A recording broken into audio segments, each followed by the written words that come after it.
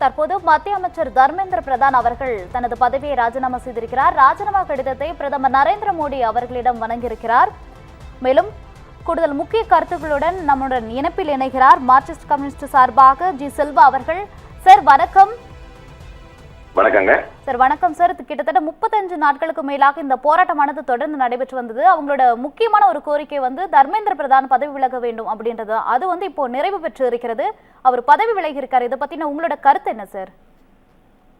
கடந்த 35 நாட்களாக இடைவிடாமல் இந்தியா முழுக்க பல்வேறு எதிர்ப்புகளையும் அரசாங்கத்தின் ஒடுக்குமுறையில் எதிர்த்து இந்திய இளைய சமுதாயம் நடத்திய போராட்டம் வெற்றி பெற்றிருக்கின்றது. இப்படி ஒரு போராட்டத்தின் மூலமாக வெற்றியை பெற முடியும் என்ற நம்பிக்கையை இந்திய நாட்டிற்கு இன்று இளைய சமுதாயம் அந்த நம்பிக்கையை ஊட்டியிருக்கின்றார்கள். இந்த நம்பிக்கை நாடு முழுக்க இருக்கக்கூடிய மக்களை அவங்க உரிமைகளுக்கான போராட்ட பாதையில முன்னெடுத்து செல்வதற்கான ஒரு வாய்ப்பை உருவாக்கும் நான் நினைக்கிறேன். போராட்டமானது இப்போ பாதி தான் நிறைவடைந்திருக்கு அப்படின்னு சொல்லலாம். ஏன்னா அவங்களோட கோரிக்கை நீட் தேர்வை ரத்து செய்யணும் அப்படின்றது இன்னொரு கோரிக்கையும் வச்சிருக்காங்க. ஸோ அதனால அவங்களோட போராட்டம் தொடருமா சார்? அதாவது இப்போ நீட் கோரிக்கை என்பது முழுமை பெற வேண்டியது என்பது அடுத்த முக்கியமான விஷயம் நீங்க சொன்னது போல. ஆனால் எதுவுமே பண்ண முடியாது, அமைச்சர் ராஜினாமாவே செய்ய முடியாது என உறுதியாக அரசு வந்திருக்குன்னா இப்போ அந்த உறுதியை மாணவர்களுடைய போராட்டம் அதை கலைத்து போட்டிருக்கின்றது. எனவே ராஜினாமா செய்ய வேண்டிய சூழலை உருவாக்கி இருக்கின்றார்கள். இது அடுத்தடுத்த முழுமையான அந்த கோரிக்கை நிறைவேற்றுவதற்கான ஒரு முதற்படி வெற்றிகரமாக போராட்டத்தின் மூலமாக சாதிக்கப்பட்டிருக்கிறது. சார், இப்ப பாத்தீங்கன்னா அரசியல் கட்சிகள் பங்கேற்காத போராட்டத்தில் தான் சிஜேபி வெற்றி பெற்று இருக்கு. அப்போ அரசியல் கட்சிகள் இதை எப்படி பாக்குறாங்க சார்? அதாவது அரசியல் கட்சிகள் ஆதரவோடு இருந்த விஷயங்கள்.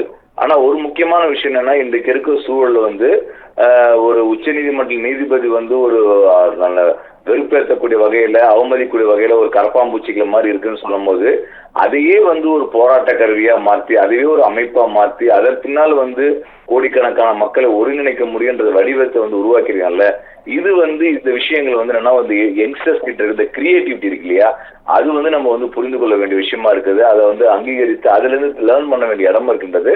அப்புறம் அரசியல் கட்சிகள் எல்லா அரசியல் கட்சிகளுமே என்னன்னா இந்த இயக்கத்துக்கு, மாணவர்கள் இயக்கத்துக்கு, இளைஞர் இயக்கத்துக்கு ஆதரவு தெரிவித்தாங்க. நாடாளுமன்றத்துக்கு உள்ளரையும் வெளியும் ஆதரவு தெரிவித்தாங்க.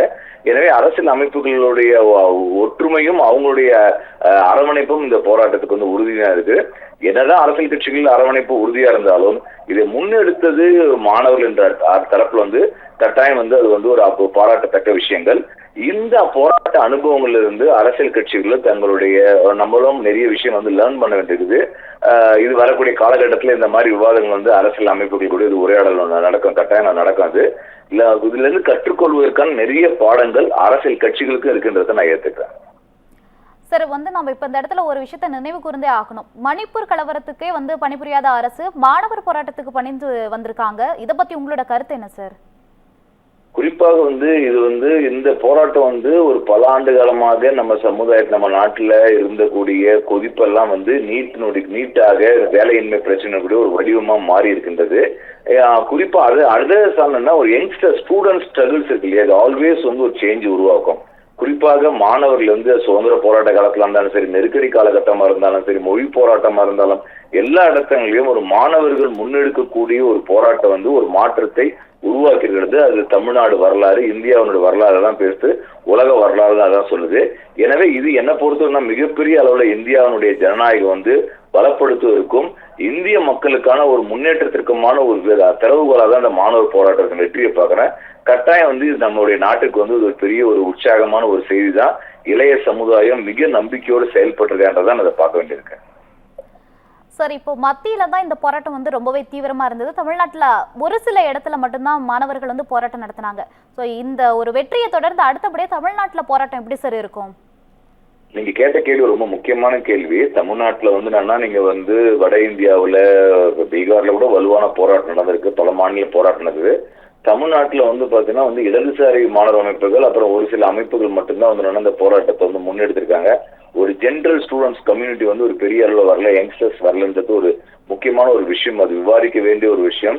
தமிழ்நாட்டில் இருக்கக்கூடிய ஒரு சீரியஸான ஒரு ஸ்டூடெண்ட்ஸ் மூவ்மெண்ட்ஸ் இந்த மூவ்மெண்ட்டை முன்னெடுத்தாங்க.